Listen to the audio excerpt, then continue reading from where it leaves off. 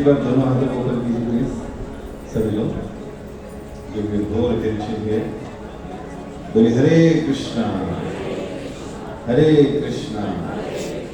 कृष्णा कृष्णा हरे हरे, हरे राम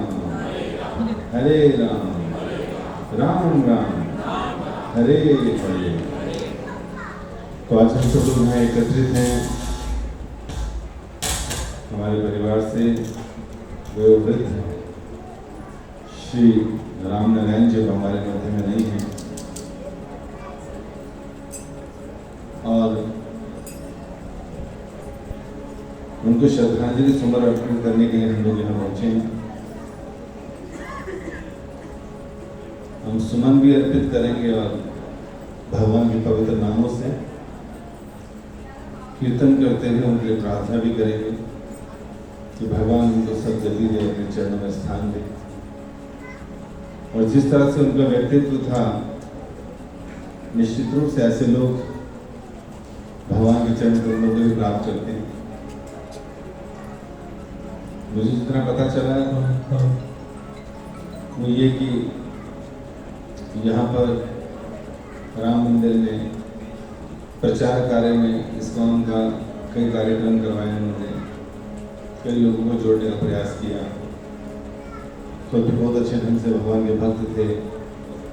परिवार में कई लोग भक्त भी हैं, दीक्षा भी ले चुके हैं। तो किसी भी व्यक्ति के लिए जन्म लेने के बाद जो सबसे बड़ा पहला कर्तव्य होता है वो यही होता है कि अपने जन्म को सार्थक करे और दूसरों पे उपकार करे। भागवतम में लिखा है, गुरु न सस्यात् स्वजनो न सस्यात्, पिता न सस्यात् जननी न सस्यात्, देवम न सस्यात् पतिश्च न संज्ञात्, न मोचयेत् समुपेत्य मृत्यु। इसका मतलब है कि किसी भी व्यक्ति को पिता नहीं बनना चाहिए, गुरु नहीं बनना चाहिए, एम्प्लॉयर नहीं बनना चाहिए, माता नहीं बनना चाहिए, पति नहीं बनना चाहिए, अगर वो अपने डिपेंडेंट्स को जन्म और मृत्यु से बाहर निकलने का रास्ता नहीं दिखा सकता। लेकिन आजकल की जनरेशन पिछले कुछ दशकों में कलयुग का इतना बड़ा प्रभाव बढ़ गया कि हमारी पुरानी पीढ़ियां, आज की पीढ़ी और नई पीढ़ियां ये जानती ही नहीं कि पर्पस ऑफ लाइफ क्या है। इसलिए ना भगवान की जरूरत समझते हैं लाइफ में, ना भक्तों की जरूरत समझते हैं, और ना ही भक्ति की जरूरत समझते हैं। इसलिए जिन्हें ये नहीं पता पर्पस ऑफ लाइफ क्या है, उन्हें फिर ये पता है कि पर्पस ऑफ लाइफ पैसा कमाना है, प्रॉपर्टियां बनाना है, खूब जो है इकट्ठा करना और फिर बाद में छोड़ के जाना है। तो इस तरह से लोग ना तो एंजॉय कर पाते हैं, ना सुख से रह पाते हैं, चिंताओं के साथ ही जीवन निकल जाता है, और ना खुद कुछ करने के कारण अपने आने वाली पीढ़ियों को भी उन्हीं कामों में लगा देते हैं जिन कामों में खुद लगे हैं, क्योंकि खुद को भी नहीं पता क्या करना था, क्यों आए थे। हाँ, ये जरूर है कि गीता का एक शब्द कहीं से सुन लिया, कर्म ही पूजा है, तो उन्हें लगा बेटा कर्म ही करना चाहिए। और कर्म क्या है? पैसे कमाओ, प्रॉपर्टियां बनाओ, एसेट्स बनाओ, उसको खूब एंजॉय करो, दुनिया में दिखावा करो, और फिर इतनी अटैचमेंट के साथ शरीर छोड़ो तो 84 लाख में बेटा वापस आ जाओ। और 84 लाख योनियों में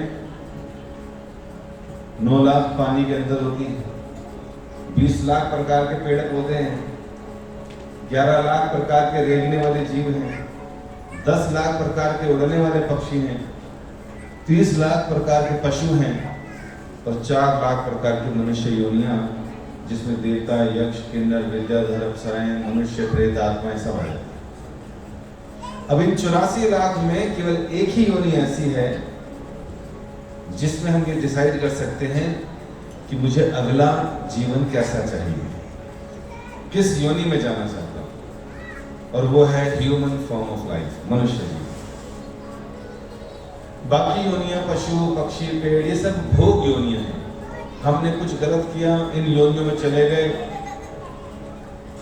बिल्ली ने चूहे को खा लिया, कोई पाप नहीं लगेगा क्योंकि भोग योनि है। रिएक्शंस दूसरी लाइफ में नहीं, वहां एलिवेशन है, एवोल्यूशन है। अब ये मरे तो ये बने, फिर वहां से मरे तो अगला कुछ बन गए। फाइनली हमें फिर से मनुष्य जीवन मिलता है आफ्टर लॉन्ग लॉन्ग टाइम, लंबे समय के बाद। और जब इतनी सारी योनियों से घूम कर आते हैं, तो आप कभी discovery channel, national geographic channel सब देखते होंगे। उसमें कई तरह के जानवरों का, पक्षियों का, इंसेक्ट्स का जीवन दिखाते हैं।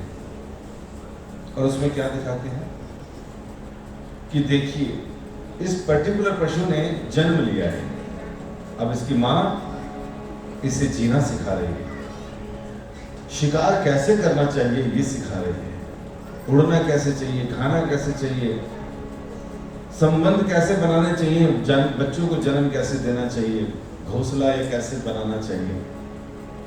कहने का मतलब है खाना, सोना, बच्चे पैदा करना और अपनी सुरक्षा कैसे करनी चाहिए, ये सब आप डिस्कवरी चैनल में देख सकते हैं। दूसरे जीवों के जीवन में भी ये सब हो रहा है। तो जब इतने जीवन से घूमते हुए हम चक्कर लगाते हुए मनुष्य जीवन में आते हैं, तो क्या होता है? वही काम करते हैं जो इतने सारे योनियों में करते आए। आहार, निद्रा, भय और मैथुन, eating, meeting, defending and sleeping. क्योंकि अब इतना करके आए हैं, तो जैसे पंखा बंद कर दें तो एकदम बंद तो नहीं होता ना, वो टाइम लगता है। उसी तरह हम अभी भी घूम कर आए इतनी योनियों में, तो आदतें वही पड़ी हुई, खाना, सोना, बच्चे पैदा करना और ये सब। तो मनुष्य योनि में आकर भी जब हम लोग यही करते हैं, तो शास्त्र कह रहे हैं धर्म ही देशो अधिको विशेषाम धर्मे न हीना पशु भी समान। अगर मनुष्य जीवन लेने के बाद किसी ने धर्म का पालन नहीं किया, पर्पस ऑफ लाइफ नहीं जाना और ये सब नहीं किया, तो धर्मे न हीना पशु भी समान। तो वो जो मनुष्य है वो किसके समान है? पशु के समान। मतलब चार पैर वाले तो होते ही हैं, लेकिन deluxe edition of sophisticated animals has two legs. उनके दो पैर हैं।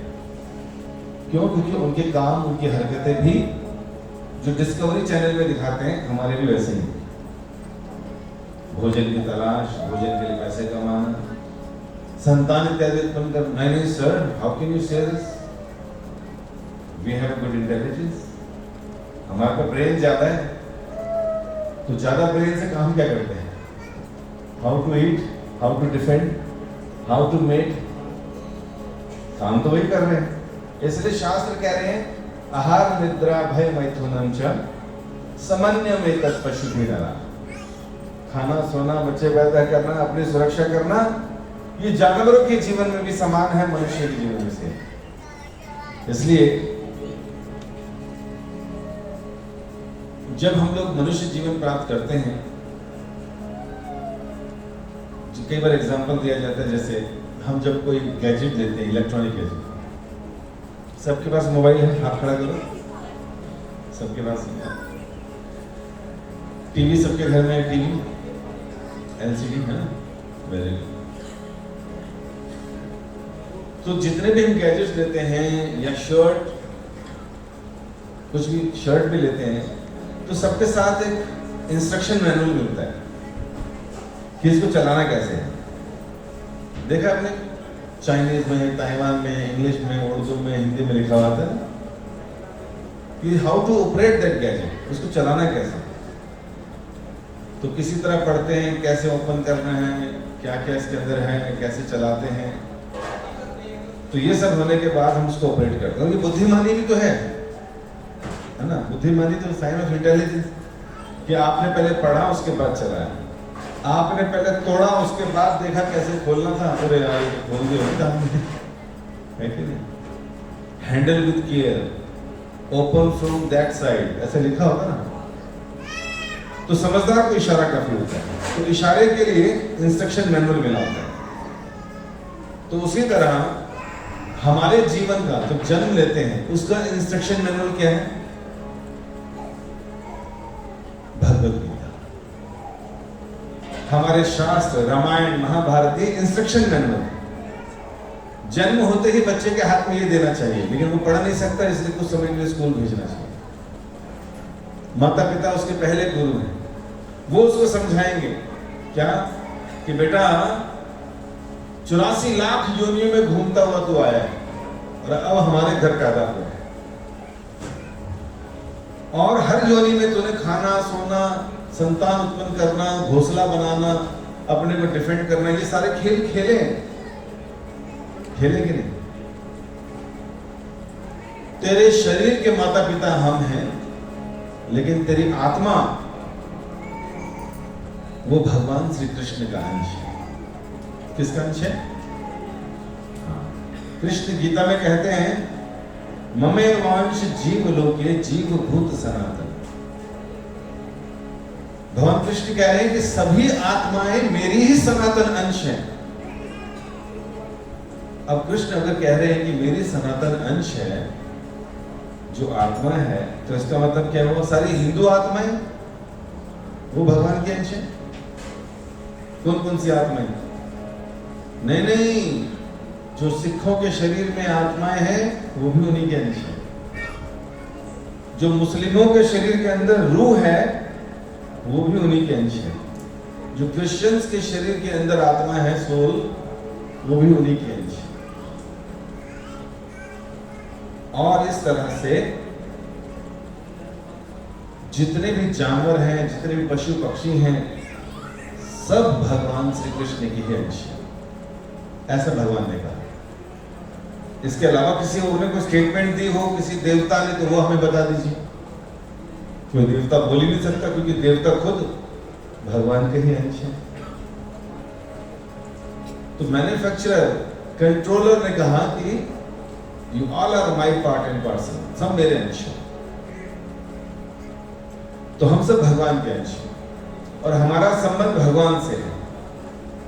जिस प्रकार कोई व्यक्ति, सभ्य समाज का व्यक्ति गलती से कई बार कुछ गुस्सा आने पर किसी के साथ मारपीट कर देता है या गलत परिस्थितियों में कुछ काम कर देता है और जेल जाना पड़ जाता है, तो वो ये नहीं चाहता कि अब मैं पूरी जिंदगी जेल में ही बिताऊं। उसको अपने घर वालों की याद आती है, वो चाहता है मैं वापस अपने घर वालों के बीच में जाऊं। उसी तरह हम सब लोग आध्यात्मिक जगत से भगवान के अंश होते हुए भी उस स्पिरिचुअल वर्ल्ड में रहते हुए भगवान से अलग होकर इस मटेरियल वर्ल्ड में आए, क्योंकि वहां हमने कुछ नियमों को तोड़ा। और वो नियम क्या तोड़ा? हमने कहा जी हम भी भगवान आप ही की तरह एंजॉय करना चाहते हैं। तो भगवान ने ये मटेरियल वर्ल्ड बना दिया जिसे जेल कहते हैं। स्पिरिचुअल वर्ल्ड की ये मटेरियल वर्ल्ड जेल है और हम सब यहाँ क्या हैं? कैदी। तो कैदी का काम क्या होता है?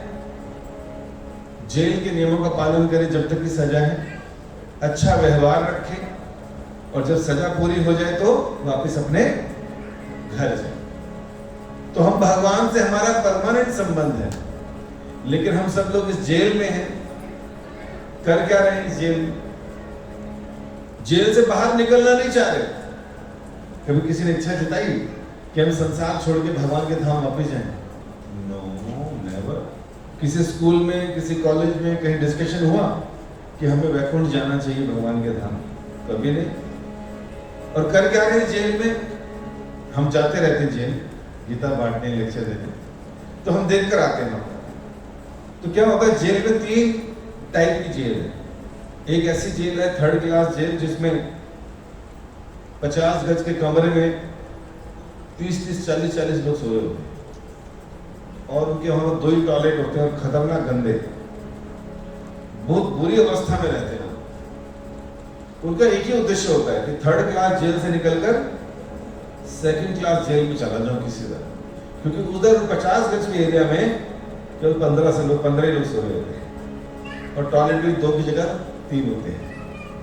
तो उसका पूरा जीवन वहां मेहनत करने का उद्देश्य क्या होता है कि थर्ड से सेकंड में चला जाए। और जो सेकंड क्लास जेल में है वो बड़ा अनकंफर्टेबल फील करता है कुछ समय के बाद।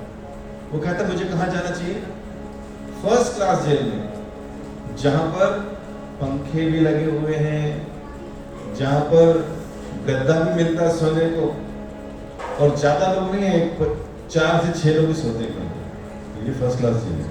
तो कई नेता लोग भी वही मिलते हैं, ठीक है। तो हम लोग जो जेल के कैदी हैं इस संसार में, हम भी तो यही कर रहे हैं कि थर्ड क्लास लिविंग स्टैंडर्ड से अपने स्टैंडर्ड्स को हाई करें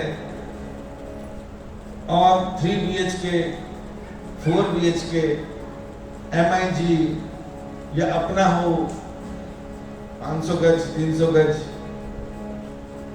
सेकंड क्लास में आ जाए, रोहिणी में या पीतमपुरा में कहीं आ जाए, है ना। फिर सेकंड क्लास से बाद में कुछ मन करता नहीं इधर भी ठीक नहीं है, कहीं और जाना चाहिए, तो कहाँ जाए, जहाँ इससे बड़ी कोठी है, कहाँ है, पंजाबी बाग चलते हैं, 500 भी है, 1000 भी है, 2200 गज भी।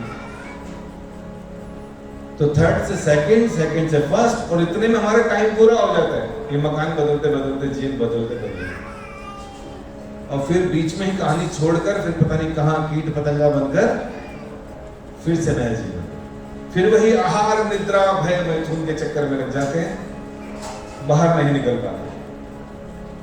इसलिए बुद्धिमान व्यक्ति क्या करता है, अपने जन्म को सार्थक करता है। कैसे सार्थक करता है?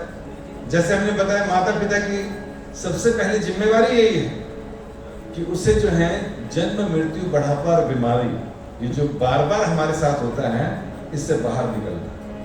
और अपने डिपेंडेंट्स को, जो लोग हम पे डिपेंड करते हैं, एम्प्लॉयर के अधीन एम्प्लॉइज हैं, पिता के अधीन बच्चे हैं, मां के अधीन बच्चे हैं, पत्नी पति के अधीन है, गुरु के अधीन शिष्य हैं, तो इनकी जिम्मेवारी है नामोचेत समुपेत मृत्यु, कि अपने अधीन के लोगों को, जो अधीनस्थ हैं, उन्हें जन्म मृत्यु से बाहर निकालें, इस संसार रूपी जेल से बाहर निकालें। खाने की, कमाने की, घूमने की सारी शिक्षा दे दी, लेकिन अगर बाहर निकलने की शिक्षा नहीं दी तो व्यक्ति जेल में रहेगा, चाहे थर्ड में रहे, चाहे सेकंड में, चाहे फर्स्ट में। तो आप में से कितने लोग चाहते हैं कि हम सब लोग इस भौतिक संसार रूपी जेल से, जन्म मरण के चक्र से बाहर निकले? कितने लोग चाहते हैं? चाहते ना सब? Very good. अब निकलने का रास्ता क्या है? जैसे जेल के अंदर हमने बताया कि हमें जेल के अधिकारियों की बात माननी पड़ती है, हमारे अच्छे व्यवहार को देख के हमारी सजा कम हो जाती है। तो अगर इस समाज में जब तक जेल में है, व्यवहार अच्छा रखें। दूसरा, जेल से बाहर निकलने का एक बहुत आसान तरीका है। पिछले युगों में जेल से बाहर निकलने की विधि थी ध्यान, त्रेता में यज्ञ, द्वापर में अर्चन, और कलयुग में हरि का कीर्तन। कलो दद हरि कीर्तना।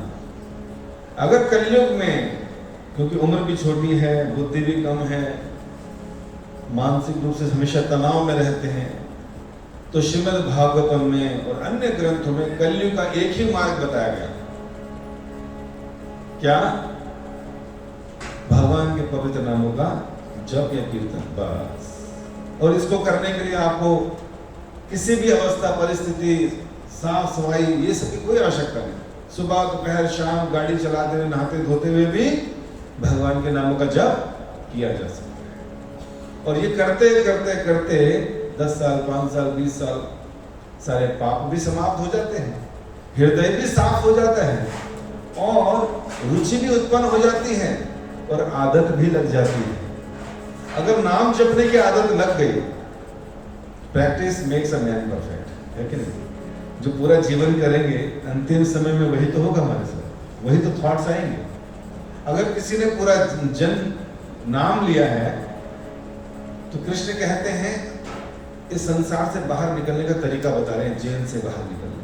कह रहे हैं अंत काले च मामेवा स्मरण मुक्त वा कलेवर। इस शरीर को छोड़ते हुए जो व्यक्ति मेरे नाम का मेरा स्मरण कर लेता है, इस बात में बिल्कुल संशय नहीं है कि वो मेरे को ही प्राप्त कर लेता है, मेरे भाव को, मेरे धाम को, वैकुंठ को प्राप्त कर लेता है, जहां जाने के बाद व्यक्ति लौट कर फिर नीचे नहीं आता। यत गत्वा न निर्वर्तन्ते तद धाम परमम। भगवान ने से अब जिसने संसार बनाया है, जन्म मृत्यु जैसे नियम बनाए हैं और संसार चल भी उनके अधीन रहा है, कुछ कर नहीं पाए, तो उनकी बात मान लेनी चाहिए। फिर वो ये भी कह रहे हैं कि जो नहीं करेगा ऐसा, फिर जो उसने प्रैक्टिस किया है, यम यम वापी स्मरण भावम त्वजिति हन्ते कलेवरम तम तमेवेति कौन्तेया सदा तद भाव भाविता। मृत्यु के समय व्यक्ति जब शरीर त्यागता है और पूरा जीवन कर्मों के आधार पर जो जो सोचता है, जैसा जैसा सोचता है, मैं उसको वैसा वैसा शरीर दे देता हूं, ताकि वो अपनी इच्छाएं उन 84 लाख में से किसी एक पूरी कर सके।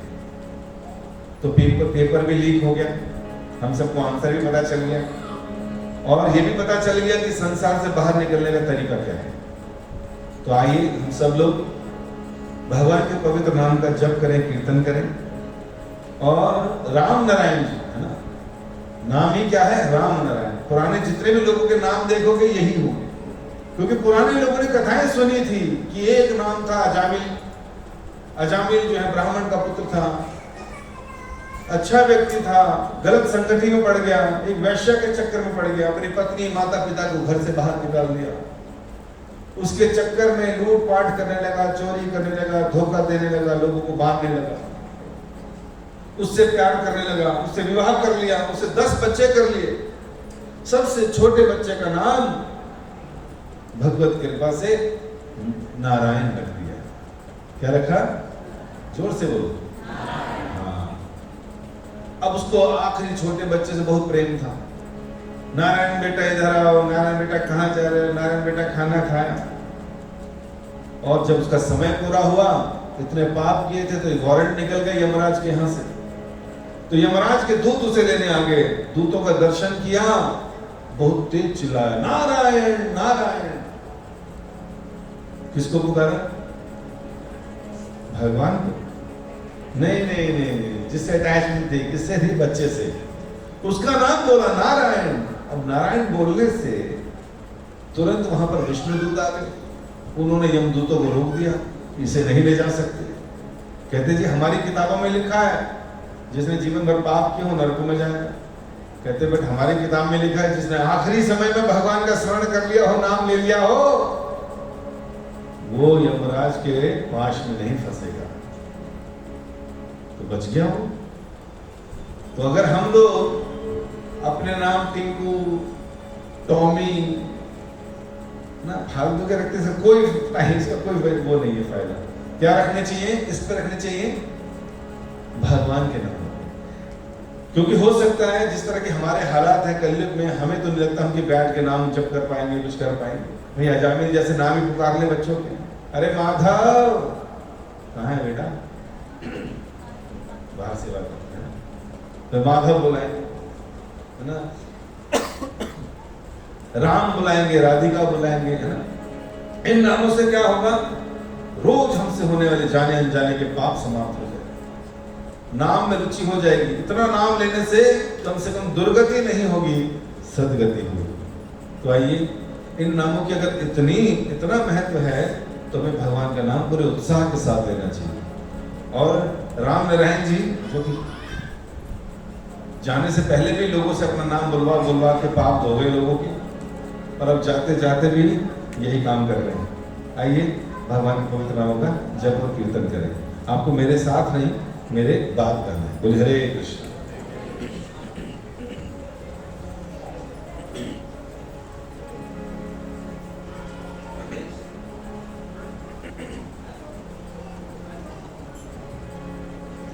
हरे Krishna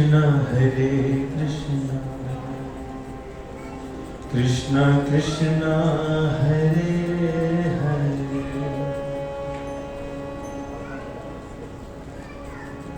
Hare Ram Ram Ram Hare Hare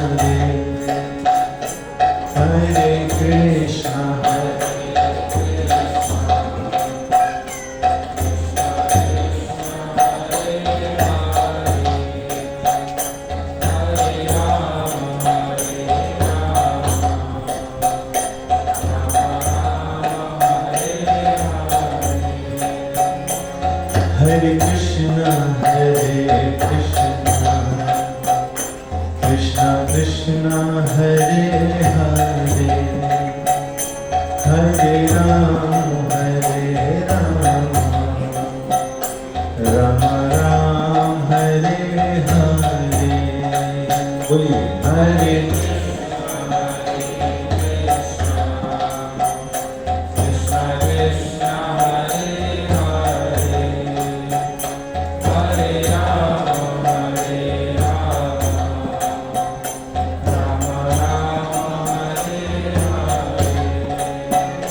Hare Krishna Krishna Krishna Hare Hare Hare Ram Ram Ram Hare Hare Hare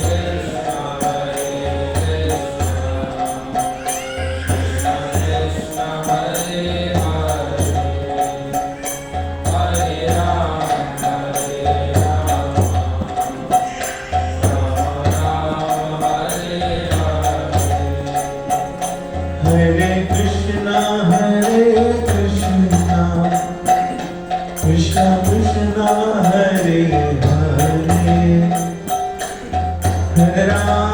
Hare Ram Ram Ram Hare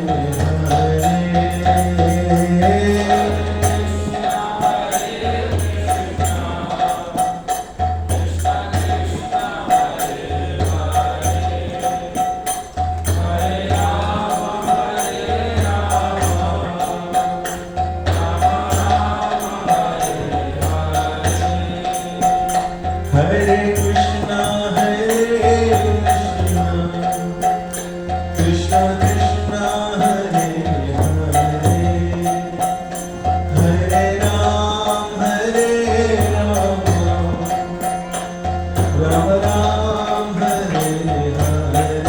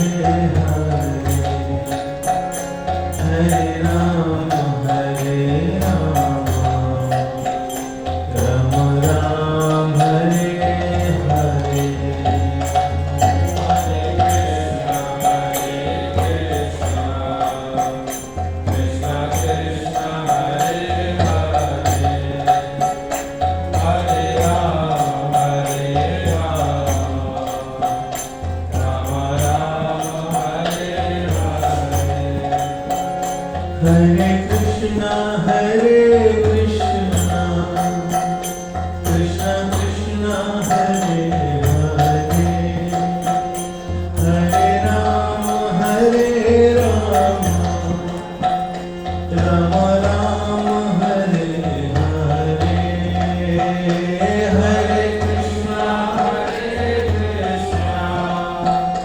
Krishna Krishna Hare Hare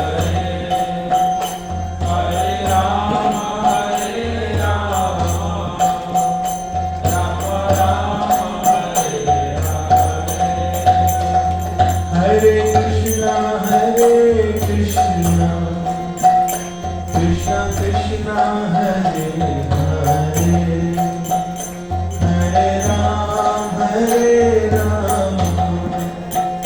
Rama Rama Hare Hare Hare Krishna Krishna Krishna Hare Hare Hare Rama Rama Rama Hare Hare O Govind Jai Jai Gopal Jai Jai Govind Jai Jai Gopal Jai Govind Jai Jai Gopal Jai Jai Govind Jai Jai Gopal Jai Govind Jai Jai Gopal Jai Jai Govind Jai Jai Gopal Jai Jai Govind Jai Jai Gopal Jai Jai Govind Jai Jai Gopal Jai Radha Ramana Hari Govind Jai Jai Radha Ramana Hari Govind Jai O Radha Ramana Hari Govind Jai Jai Radha Ramana Hari Govind Jai Jai Govind bolo Hari Gopal bolo Govind bolo Hari Gopal bolo Govind bolo Hari Gopal bolo Govind bolo Hari Gopal bolo Radha Ramana Hari Govind bolo Radha Ramana Hari Govind bolo Radha Ramana Hari Govind bolo Radha Ramana Hari Govind bolo Hare Krishna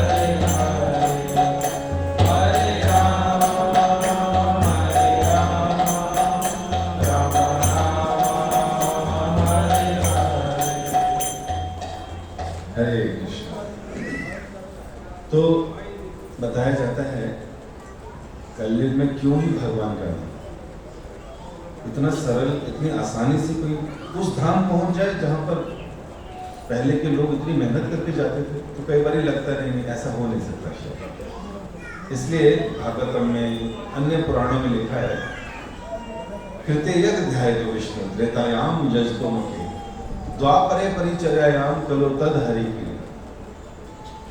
कि सत्युग में ध्यान से, त्रेता में यज्ञ से, द्वापर में अर्चन से, लेकिन कलयुग के लोग अपना उद्धार कर सकते हैं केवल भगवान का नाम है। इतना आसान तरीका है। और फिर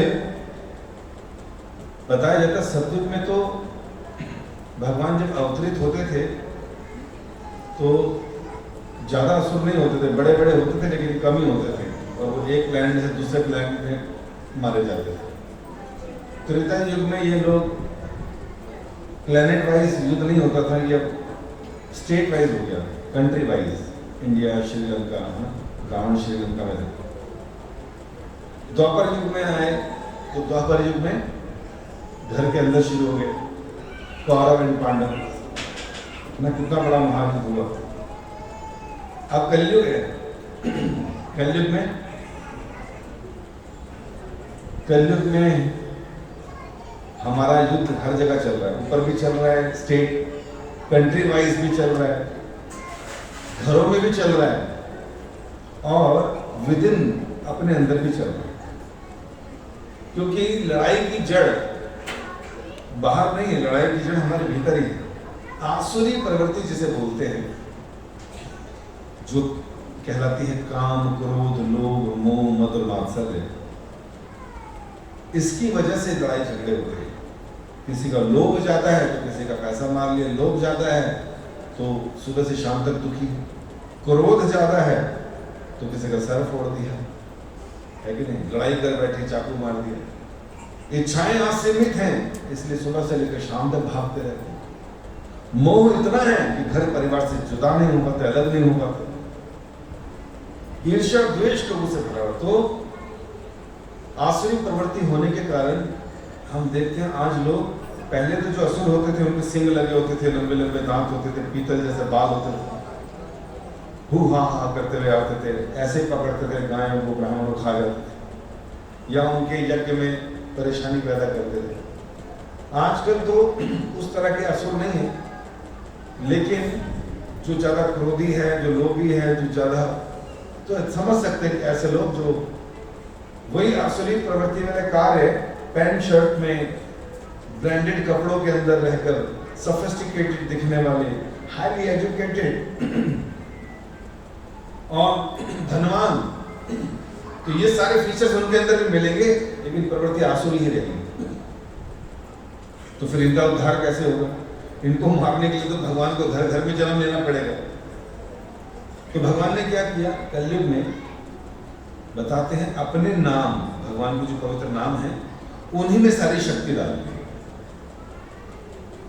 और दूसरा कहा गया चैतन्य चरितामृत में, कली काले नाम रूपे कृष्ण अवतार। कृष्ण ने कलयुग में आसुरी लोगों को नहीं, आसुरी प्रवृत्ति को खत्म करने के लिए अपने नामों के रूप में ही अवतार ले लिया। और अगर कोई व्यक्ति भगवान के इन नामों का जप करेगा या कीर्तन करेगा, उसके हृदय की आसुरी प्रवृत्ति का नाश होगा ही होगा। अब जैसे मल्लेश्वर यवन जो देश है, पाश्चात्य देश, अमेरिका, ब्रिटेन, ये सब मल्लेश्वर यवन देश कहलाते हैं, जहां संस्कार, संस्कृति, भक्ति कुछ नहीं है। लेकिन जब भारत के देश से एक वृद्ध व्यक्ति 70 साल की उम्र में भगवान का भक्त अमेरिका जैसे देश में गया और वहां पर फिरंगियों को जो चरस, गांजा, एलर्जी सब कुछ लेते थे, हर प्रकार का आसुरी काम करते थे, उनके मध्य बैठ के जब हरे कृष्ण कीर्तन किया, जो कि which is non different from Krishna, नाम और कृष्ण एक ही है, उसमें सारी शक्ति है। जब उनके मध्य में बैठकर जपा और जब उन्होंने भी जपा और सुना, तो आपने अपने जीवन में कुछ अंग्रेज भक्त तो देखे हो, कितने लोगों ने देखे हरे कृष्णा करते? एक ही मंत्र है, कोई दूसरा भजन भी नहीं है इधर उधर का, माँ मुरादे पूरी कर दे हलवा बांटूंगी, है ना? ऐसा कुछ नहीं गाते। क्या गाते हैं? हरे कृष्ण। नाम की शक्ति का उनको एहसास हो गया। नाम जप जप कर उन्होंने अपने हृदय को साफ कर लिया, और जो मदिरा पान करते थे, जो मांस भक्षण करते थे, अवैध संबंध रखते थे, वो सारे इस प्रकार के काम अपने आप छूट गए, क्योंकि जिह्वा पर भगवान नृत्य करने लगे, हृदय में भगवान का आवाज घर बन गया। क्या करा उन्होंने? कोई पर्वतों पे नहीं गई, कोई एक पैर पे नहीं खड़े, कोई बड़े बड़े दान नहीं दिए। क्या किया? हरे कृष्ण कृष्ण कृष्ण हरे हरे, हरे राम हरे राम। ये किया बस। यहां से 40 रुपए लेकर गए थे प्रभुपाद जी, जो वहां चले भी नहीं और खर्चे भी नहीं। और जाने से पहले 108 मंदिर, गुरुकुल और फार्म कम्युनिटी सेंटर खोल के चले गए। 108 पूरे विश्व भर में। और आज पूरे विश्व भर में 700 से भी ज्यादा केंद्र बने, और केवल हरे कृष्ण महामंत्र के आधार पर। इसलिए हम लोग अपने जीवन में जो 60, 70, 80 साल जीते हैं, तो ये याद रखना चाहिए कि हमारा पहला कर्तव्य यह है कि मुझे अपने जीवन को सार्थक करना है। जन्म मृत्यु से मुझे भी बाहर निकलना है और परिवार वालों को भी निकालना है। सेल्फिश बनने तो रियल सेल्फिश बनिए ना, भक्ति कीजिए, भजन कीजिए, और अपने जीवन में नाम को ऐड कीजिए कि यस 24 घंटे भगवान ने दिए, 24 के 24 घंटे में शरीर के लिए काम करता हूँ, 24 के 24 जो भी मैं घंटे काम कर रहा हूँ, जो भी मैं इकट्ठा करता हूँ, उसमें से कुछ मेरे साथ नहीं जाता। ये भी अटूट सत्य। इतना अजीब लगता ना कि जिस चीज के लिए सुबह से शाम तक हम भाग रहे हैं, पहले तो उसके लिए चिंतित थे, भाग कर पकड़ भी लिया, इकट्ठा कर भी लिया, तो उसको संभालने की चिंता लगी रहती है, और इकट्ठा हो भी गया तो उसको बांटने की या लड़ाई झगड़ों में बाकी निकल जाता व्यक्ति का जीवन। और ऊपर से सबसे बड़ी बात, इकट्ठा कर भी लिया तो अंतिम समय में हमारे साथ कुछ नहीं जाता जो 50 साल इकट्ठा किया। इतना आश्चर्य है ना कि जो 50-60 साल इकट्ठा किया, चाहे वो मटेरियल नॉलेज थी, प्रेस्टीज थी, पैसा था, एसेट्स थे, कुछ साथ नहीं जाता, और उसी के आधार पर हमारी अटैचमेंट बढ़ जाती है, उसी की वजह से अगली योनि फिर कहीं ना कहीं मिल जाती है। क्या करना चाहिए? ड्यूटीज तो निभानी। हम ये नहीं करेंगे कि बिजनेस छोड़ दो, ऑफिस जाना बंद कर दो, बच्चे पालना बंद कर दो, नहीं नहीं, ये ड्यूटीज है, रिस्पॉन्सिबिलिटी है, इनको पूरा करना है, लेकिन साथ ही साथ एक रिस्पॉन्सिबिलिटी और निभानी, और वो ये है कि मुझे रोज कम से कम भगवत गीता को 5 मिनट जरूर देने चाहिए, मिनिमम। कितने लोगों को लगता है 24 घंटे में 5 मिनट तो दिए जा सकते हैं? कितने लोगों को लगता है दे सकते? काफी लोगों को लगता है।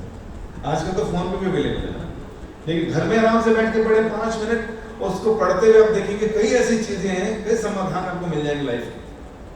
जीवन में कई बार लोग कई परेशान होते हैं, दुखी होते हैं, रास्ता नहीं मिल रहा होता, आप गीता खोलिए, आपको आपका आंसर मिलता है।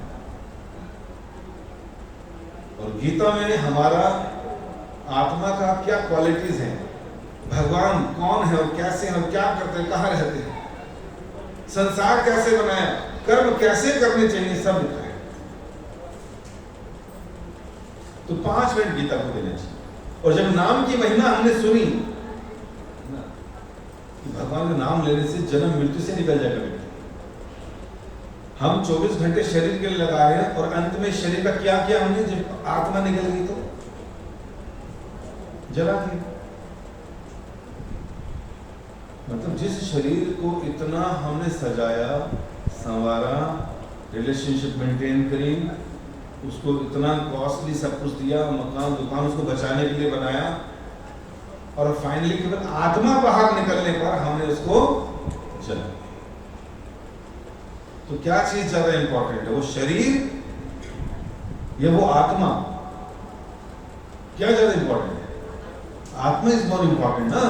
भाई आत्मा की तो वैल्यू हुई ना। आत्मा शरीर में नहीं रहेगी तो शरीर का बात नहीं कर सकते, शरीर चल नहीं सकता, कुछ सारे रिलेशनशिप करते। तो कब तक शरीर के साथ संबंध है हमारा? जब तक आत्मा है। तो आत्मा अगर इतनी महत्वपूर्ण है, हमारे शरीर में, सबके शरीर में आत्मा है, वो आत्मा ही मैं हूं एक्चुअली। तो आत्मा को भी कुछ समय देना चाहिए। भोजन हम दिन में 3 बार 4 बार कुछ ना कुछ खाते हैं, किसके लिए? आत्मा के लिए, शरीर के लिए। शरीर के लिए। पैसा कमाते हैं आत्मा के लिए, शरीर के लिए। घूमने जाते हैं आत्मा के लिए, शरीर के लिए। नहाते धोते हैं किसके लिए? आत्मा के लिए, शरीर के लिए। जब बीमार पड़ते हैं तो आत्मा ठीक कराते हैं, वो रिपेयर कराते हैं, शरीर रिपेयर कराते हैं, शरीर। और आखिर में मर जाते हैं तो इसका मतलब क्या है? जब आत्मा इतनी महत्वपूर्ण है, उसको क्यों भूखा रखा हुआ है? शरीर का भोजन एक अलग प्रकार का है और आत्मा का भोजन अलग प्रकार का है। गाड़ी चलाते हुए जब तुम्हें प्यास लगती है, पेट्रोल पंप में गाड़ी देखते पेट्रोल भी नीचे चला गया, तो आप कहते हो भैया भर दे, फुल कर दे।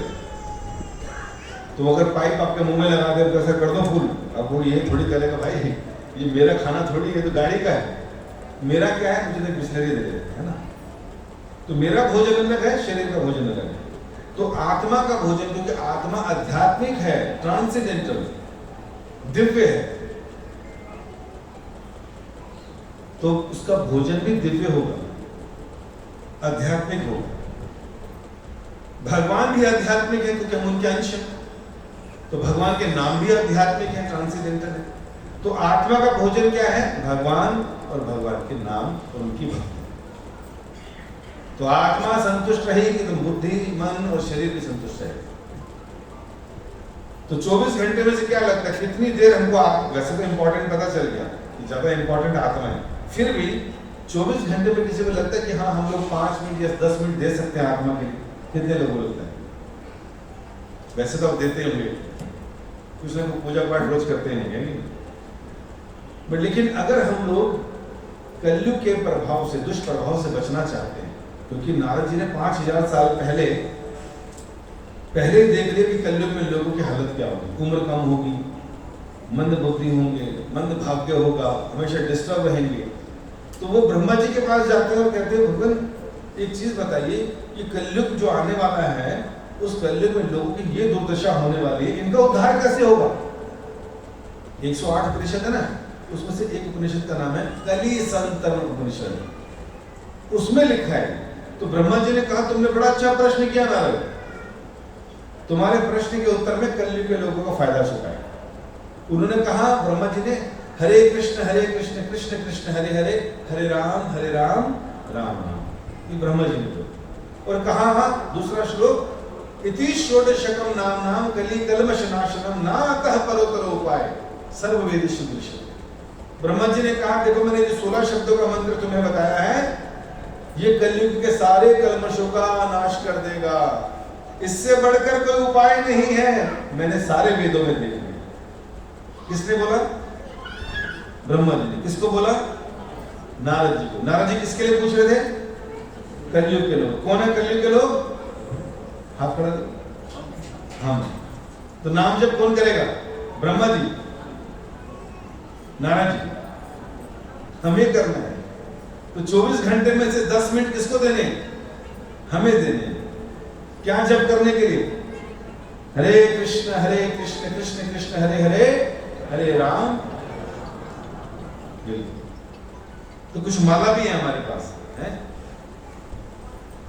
तो कार्यक्रम के बाद जो जपना शुरू करना चाहता है वो घर ले जा सकता है फ्री में, और आज से ही शुरू कर दे। गाड़ी चलाते हुए जा रहे तो गाते चले गए, घर में 5 मिनट 7 मिनट सीरियसली अगर दे दोगे तो देखिए हमारे बच्चे, हमारी आने वाली पीढ़ियां हमसे बहुत कुछ सीखती। अगर हम लोग उनको केवल यही दिखाएंगे पैसा ही सब कुछ है, तो वो पैसे के पीछे भागेंगे। हम दिखाएंगे कि घूमना फिरना, ऐश करना, पीना यही कल्चर है, तो आपसे 10 कदम आगे निकल जाएंगे। और अब उनको दिखाएंगे ये मोबाइल फोन, सोशल मीडिया में इतनी देर बैठना और ये सब करना, ये मंदिर बेकार है, ये पुराने लोग हैं, तो फिर वो हमसे 10 कदम आगे निकल जाएंगे। तो बच्चों के पहले गुरु माता पिता हो। तो जब आप लोग कुछ अच्छा करेंगे, आध्यात्मिक करेंगे, तो बच्चों को भी बोल सकते हैं कि बेटा तू भी कर। तो 5 to 10 मिनट, दैट्स ऑल। कितने लोगों को लगता है हम 10 मिनट दे सकते हैं? ठीक है, तो कार्यक्रम के अंत में आप माला ले लीजिएगा, ठीक है। आप सबका बहुत बहुत धन्यवाद कि आप सब लोगों ने इतनी देर प्रेयर्स करी और सुना भी। और राम नारायण जी का तो भला वैसे ही हो चुका है, क्योंकि नाम ही राम नारायण है। जीवन में प्रचार में लगे रहे, भक्ति में लगे रहे। और आप लोग आज प्रार्थना करने आए हैं, तो निश्चित रूप से इनके लिए प्रार्थना करने में हमारा भी भला हो गया, क्योंकि हमने भी नाम जप किया, कीर्तन किया। Thank you so very much.